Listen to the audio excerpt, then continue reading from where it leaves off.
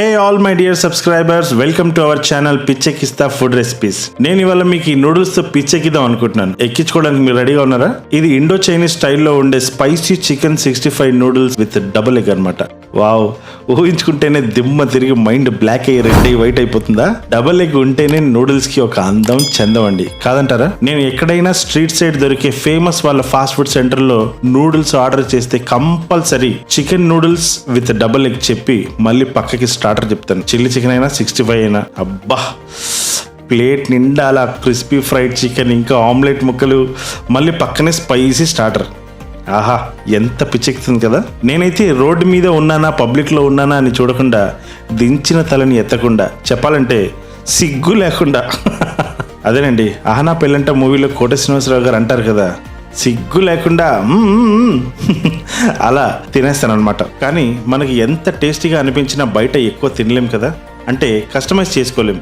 అదే ఇంట్లో అయితే అన్ని ప్రాపర్ వెజ్జెస్తో ఎలా కావాలంటే అలా చేసుకోవచ్చు. సో నేను ఎలా చేసుకున్నానో ఇది మీరు చూసి మీరు కూడా హ్యాపీగా చేసుకొని హ్యాపీగా ఎంజాయ్ చేయండి. అండ్ దాన్ని ఒక ఫోటో కొట్టి ఇన్స్టాగ్రామ్ లో పిచ్చెక్కిస్తాను ట్యాగ్ చేస్తే ఎలా వచ్చింది అనేది నేను చూసి మురిసిపోతాను.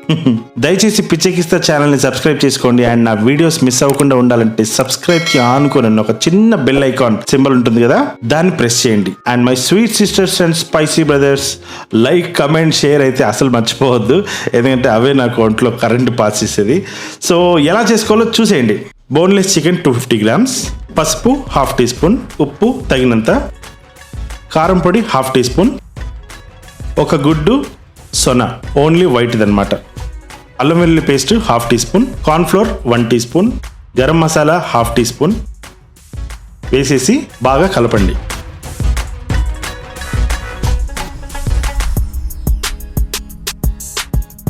అండ్ లెమన్ ఒక 1 టీ స్పూన్ వేసి ఇది కూడా కలిపేసుకొని, నెక్స్ట్ ఇప్పుడు vegetables ingredients: carrot, beans, cabbage, పచ్చిమిరపకాయలు, ఉల్లిపొరక, ఉల్లిపాయలు, కొత్తిమీర,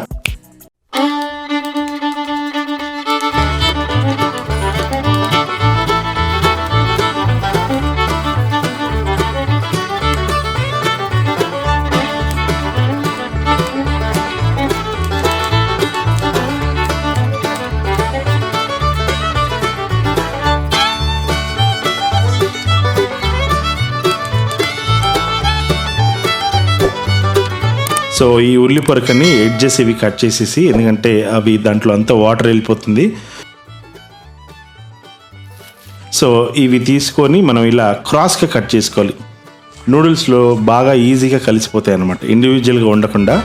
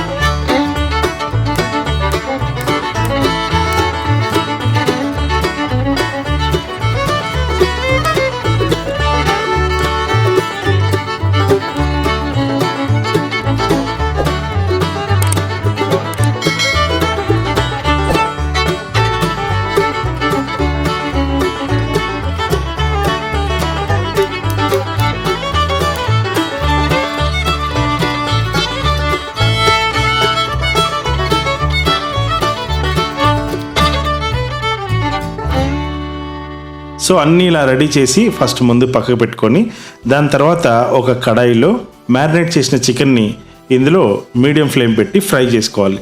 సో అప్పుడు ఏమవుతుంది, క్రిస్పీ అవుతుంది. క్రిస్పీ అయిన తర్వాత అప్పుడు మనం నూడిల్స్లోకి వాడతాం అనమాట.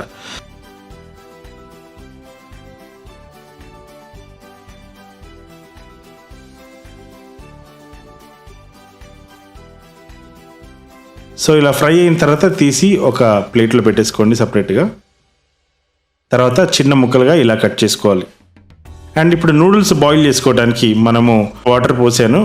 సో నీళ్లు బాగా బాయిల్ అవుతున్నప్పుడు కొద్దిగా సాల్ట్ వేసేసి ఒక 2 టీ స్పూన్ ఆయిల్ వేసేసి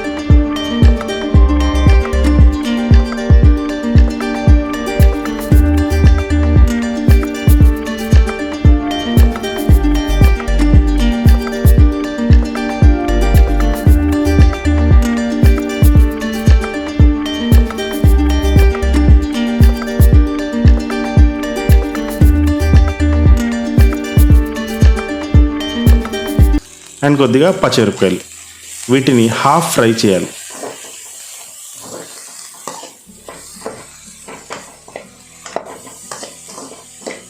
హాఫ్ ఫ్రై అయింది మీకు తెలిసిపోతుంది, అంటే వెజ్జీస్ ఉడికిన స్మెల్ వస్తుంది కదా, ఆ స్మెల్ బట్టి మీరు తెలుసుకోవచ్చు. సో ఇది హాఫ్ ఫ్రై అయిపోయింది. నెక్స్ట్ ఇప్పుడు నూడిల్స్ వేసేసుకోవాలి. నూడిల్స్ చాలా కొద్దిగా వేయాలి, ఎందుకంటే వెజ్జీస్ ఎక్కువ ఉంటాయి కాబట్టి నూడిల్స్ అంత టేస్టీ ఉండవు. వెజ్జీస్తోనే టేస్ట్ ఉంటుంది కాబట్టి నూడిల్స్ కొద్దిగా తక్కువ వేసుకొని వెజ్జీస్ ఎక్కువ ఉండేలాగా చూసుకొని, ఇప్పుడు ఉప్పు, కొద్దిగా చైనీస్ సాల్ట్ ఇష్టం అయితే వేసుకోవచ్చు, లేదంటే లేదు. దాని తర్వాత కారం పొడి, ధనియాల పొడి, గరం మసాలా వేసేసుకొని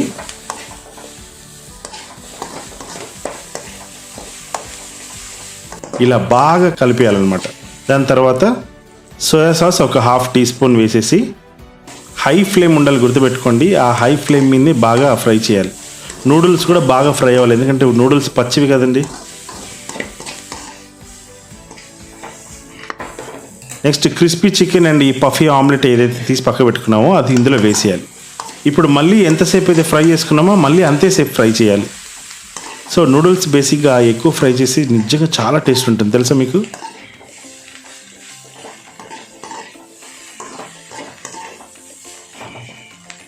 నెక్స్ట్ కొత్తిమీర. చైనీస్ వాళ్ళు వేయరు కొత్తిమీర, కానీ మనం వేసుకోవచ్చు, చాలా బాగుంటుంది కొత్తిమీర టేస్ట్ కూడా. నెక్స్ట్ వైట్ పెప్పర్ పౌడర్ ఒక హాఫ్ టీ స్పూన్.